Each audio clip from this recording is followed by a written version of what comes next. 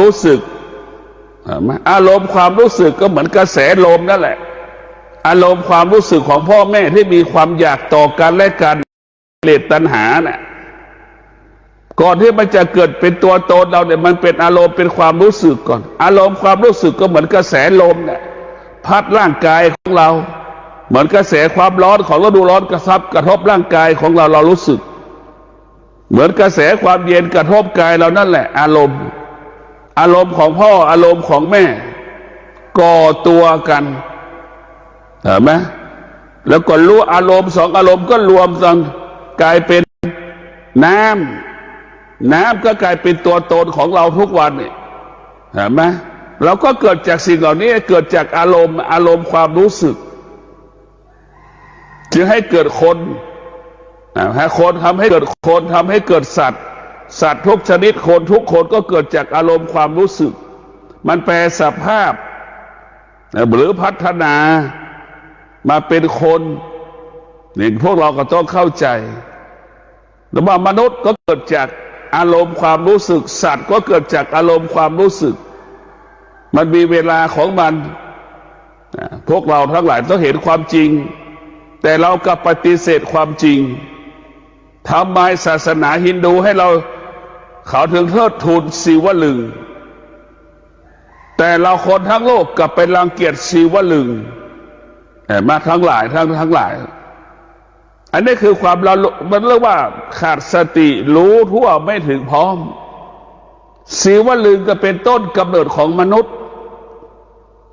โยนีก็เป็นต้นกำเนิดของมนุษย์พระศิวะเป็นผู้รู้ความจริงของโลกให้เราเทิดทูนศิวลึงเห็นไหมให้เราเทิดทูนโยนีเราเกิดจากสองสิ่งเนี่ยโยนีกับศิวลึงถ้าไม่มีสองสิ่งนี้เราก็เกิดไม่ได้ถามว่ามันผิดตรงไหนมันก็ไม่ได้ผิดแต่มันความจริงเราเกิดเป็นแบบนี้เราเรียกว่าความจริงที่มันเป็นกิเลสมันเกิดจากตรงนี้ความจริงของกิเลสมันก็เกิดจากโยนีเกิดจากศิวลึงมันจึงเป็นบ่อเกิดของมนุษย์และสัตว์นานาชนิดมนุษย์หลายชนชาติหลายเผ่าพันธุ์ก็เป็นเช่นนี้พวกเรากลับดูแลศิวลึงไม่ได้เป็นของที่สกปรกโยนีก็ไม่ได้เป็นสิ่งที่สกปรกมันเป็นสิ่งที่ประเสริฐพระพุทธเจ้าก็เกิดจากศิวลึงถ้าไม่มีศิวลึงไม่มีโยนีก็จะไม่มีศาสดาแต่พวกเรามีแต่ต้นไม้ใช่ไหมเราพิจารณาดูศาสดารู้ศาสนาก็เกิดจากโยนีทั้งหมดเกิดจากศิวลึงทั้งหมดเราก็ต้องคิดว่าต้นกำเนิดมนุษย์ก็เกิดจากโยนีกับศิวลึงถ้าไม่มีโยนีศิวลึงเราก็จะไม่สามารถเกิดแต่เรากลับไปรังเกียจสิ่งเหล่านี้แต่เราต้องเห็นตามความเป็นจริงสิ่งเหล่านี้มันเป็นต้นเหตุให้เกิดศาสดาเป็นเหตุให้เกิดคำว่าจนเป็นเหตุให้เกิดคนดีคนชั่วพวกเราทั้งหลายเราก็ต้องพิจารณาไปตามความเป็นจริงอยู่ตลอดเวลานะพวกเราพิจารณาไปจนไม่มีที่สิ้นสุดเราต้องพิจารณาไปเรื่อยๆตามความเป็นจริงเราพิจารณาแล้วว่าเห็นความจริงนั่นแหละคือธรรมะอะไรที่ไม่ใช่ความเป็นจริงมันไม่ใช่ธรรมะธรรมะคือหมายความว่าคงสภาพเดิมตลอดเวลานั่นคือธรรมะอดทนนี่คือธรรมะธรรมะนี่เป็นความจริงของโลกเป็นความจริงของคนทุกคนธรรมะของพระพุทธเจ้าไม่ใช่เรื่องพุทธศาสนามันเป็นเรื่องความจริงของคนทุกคนแต่เราเอาธรรมะมาเป็นเรื่องพุทธศาสนากลายเป็นคนส่วนหนึ่งที่นับถือพุทธศาสนาเท่านั้นแต่ความจริงธรรมะมันอยู่ในร่างกายของคนทุกคนที่เกิดมาสุขอยู่ที่ไหนอยู่ในร่างกายคนทุกคนทุกอยู่ที่ไหนก็อยู่ในร่างกายของคนทุกคนนี่แหละแล้วว่าธรรมะอยู่ที่กายกับจิตพวกเราได้เห็นความจริงพ่อแม่ครูบาอาจารย์จะบอกว่ามีสติรู้สึกตัว ทั่วถึงพร้อมตั้งแต่เส้นผมถึงฝ่าเท้าเป็นสิ่งไม่เที่ยงเห็นไหมเนี่ยมีสติรู้ทั่วถึงพร้อมสิ่งที่มีชีวิตไม่มีชีวิตสิ่งมีชีวิตสิ่งไม่มีชีวิตมันไม่เที่ยงรู้ได้แล้วว่ามีสติรู้ทั่วพร้อมถึงพร้อมรู้ทั่วถึงพร้อมว่าสิ่งมีชีวิตไม่มีชีวิตมันไม่เที่ยงนี่แหละว่ามีสติรู้ทั่วถึงพร้อมสิ่งมีชีวิตก็ดีไม่มีชีวิตก็ดีเปลี่ยนแปลงและแปรสภาพไปตามกาลเวลาเนี่ยพวกเราต้องมีสติรู้อย่างนี้เราต้องพิจารณาตลอดการเวลาชีวิตของเรามันเป็นเช่นนี้มันเป็นแบบนี้ของมันชีวิตของเราชีวิตของเราต้องอาศัยธรรมชีวิตเราถึงจะมั่นคงชีวิตเราจะเป็นต้องอาศัยธรรมจึงจะเบิกบานผ่องใสชีวิตเราจึงอาศัยธรรมจึงเป็นชีวิตที่เป็นอิสระถ้าเราไม่อาศัยธรรมชีวิตเราไม่อิสระทุกวันนี้อารมณ์เนี่ยทำให้เราไม่อิสระอารมณ์อะไรชอบใจอารมณ์ไม่ชอบใจเนี่ยทำให้เราไม่อิสระอารมณ์ที่ปรารถนาอารมณ์ที่ไม่ปรารถนานี่มันครอบงำเราเมื่อมาครอบงำเราออกไม่ได้เมื่อเราออกไม่ได้กลายเป็นความทุกข์ในพวกเราทั้งหลายเรามีสติรู้ทั่วถึงพร้อมเท้ามันเจ็บเราก็รู้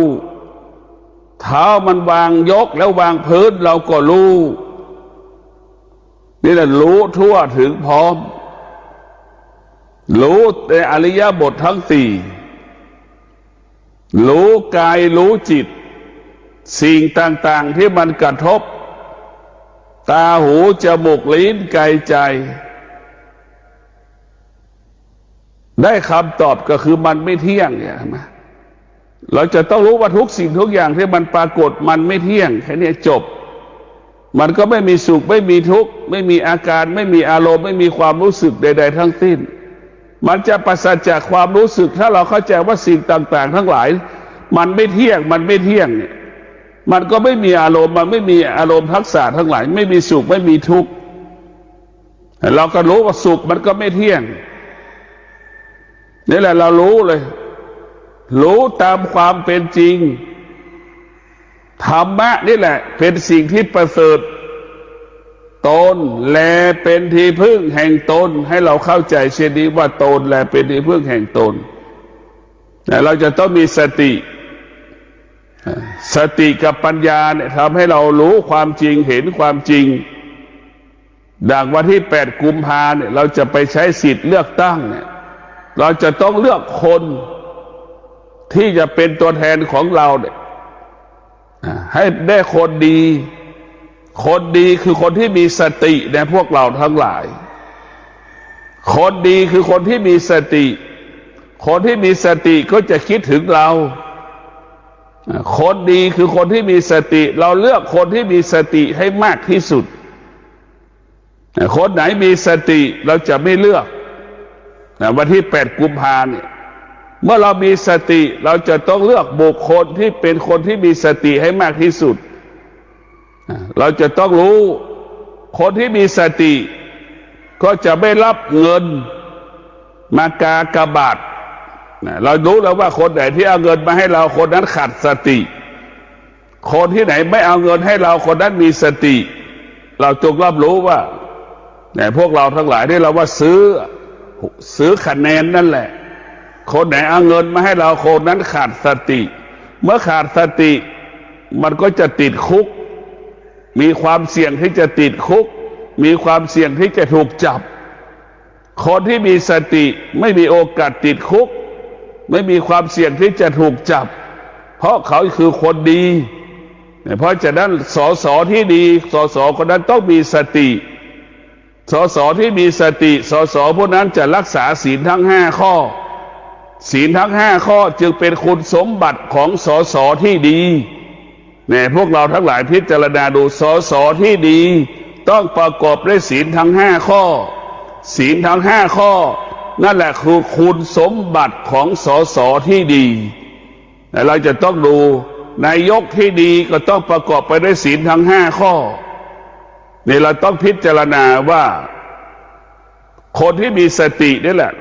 เราจะเป็นผู้นำประเทศของเราคนที่มีสติจะพูดความจริงเสมอกันหมดทุกวันคนที่มีสติจะอยู่กับความเป็นจริงตลอดการเวลาพวกเราต้องพิจารณาส่วนคนขาดสตินั้นจะอยู่กับความไม่เป็นจริงคิดพูดไม่เป็นความจริงในคนที่ขาดสติเพราะฉะนั้นพวกเราฤดูการเลือกเรียกว่าถึงฤดูการเลือกตั้งสมาชิกสภาผู้แทนราษฎรเนี่ยเราต้องใช้สติพิจารณาบุคคลที่เราจะเลือกเราต้องคิดถึงความเป็นจริงความจริงที่พรรคต่างๆที่มอบให้กับประชาชนเนี่ยเราก็ต้องคิดถึงตรงนั้นเป็นหลักเราจะไปเอาความรู้สึกเป็นหลักเอาปัจจุบันเป็นหลักเราต้องเอาปัจจุบันสิ่งใดที่มันเป็นประโยชน์ต่อชีวิตเราเนี่ยนั่นแหละเราต้องเอาสิ่งนั้นอยู่ปัจจุบันนี้สิ่งที่พรรคการเมืองต่างๆที่ได้วางนโยบายไปปัจจุบันนี้ก็ยังมีอยู่ใช้อยู่แล้วก็ต้องคิดเจรณาว่าจะเลือกสิ่งที่มันเป็นจริงปัจจุบันกับสิ่งที่มันเป็นจริงยังไม่เกิดเราจะเลือกเอาสิ่งไหนเรียกว่าเป็นความจริงแค่คำพูดกับความจริงที่กินได้เราจะเอาไหนเพราะเราต้องพิจารณาเราก็รู้ว่าเราอยู่ความจริงพรรคการเมืองพรรคไหนที่มันเอามอบความจริงให้กับประชาชนเราต้องพิจารณาเอากับพรรคการเมืองที่จะสร้างความจริงในอนาคตข้างหน้าเห็นไหมเราจะคิดกันว่าจะเลือกอันไหนเลือกเอาเงิน10 บาทกับเอาเงิน100 บาทอนาคตเราจะเอาอันไหน10 บาทเราไปซื้อข้าวกินได้อีก100 บาทมันยังไม่เกิดเราจะพิจารณาเอาเรียกว่าเอาความจริงปัจจุบันเป็นหลักนี่แหละผู้ที่มีสติจะเอาปัจจุบันเป็นหลักคนที่ขาดสติก็จะเอาอนาคตเป็นหลักเราจะเห็นว่าคนที่มีสติกับขาดสติแตกต่างกันขาดสติก็คือขาดปัญญานั่นแหละจะเอาอนาคตเป็นหลักไม่ยอมรับเงิน20 บาทจะยอมรับเงิน100 บาท200 บาท300 บาทที่ยังไม่เกิดเลยมันเป็นแค่คำพูดแต่พวกเราทั้งหลายเราต้องพิจารณาเอาความรู้สึกมาเป็นความจริงเราก็จะทำให้เรานั้นหลงทางหลงผิดเราต้องเอาความจริงเป็นที่ตั้งนโยบายได้ที่ปฏิบัติได้กินได้สัมผัสได้ให้เราอยู่ดีกินดีได้นะเราเอานโยบายนั้นมาเป็นหลักโดยเฉพาะพวกเราทั้งหลายต้องพิจารณาเอาคนดีคือคนที่ดำรงตนด้วยศีลทั้ง5 ข้อนายกรัฐมนตรีที่ดีก็ต้องประกอบด้วยศีลทั้ง5 ข้อสสที่ดีก็ต้องประกอบไปด้วยศีลทั้ง5 ข้อผู้ที่มีสิทธิ์เลือกตั้งที่ดีก็ต้องมีศีลทั้ง5 ข้อเห็นไหมนี่แหละคือเราต้องพิจารณาว่าเรามีศีล5 ข้อได้สำคัญที่สุดเราต้องพิจารณาทุกวันจึงขอความสุขสวัสดีจงเกิดแก่ท่านทั้งหลายใช้สติใช้ปัญญาพิจารณาสิ่งที่มันปรากฏจงรับรู้ว่ามันไม่เที่ยงให้เรารับรู้ว่าสิ่งที่มันปรากฏมันไม่เที่ยงแค่นี้แหละเมื่อเรารู้ว่าสิ่งใดไม่เที่ยงเราไปยึดติดก็เป็นทุกข์เรารู้ว่าสิ่งใดไม่เที่ยงเราไม่ยึดติดมันก็ไม่ทุกข์ก็ขอให้พวกเราได้โปรดพิจารณาอยู่กับความเป็นจริงปัจจุบันอยู่กับความเป็นจริงของปัจจุบันขอให้พวกเรา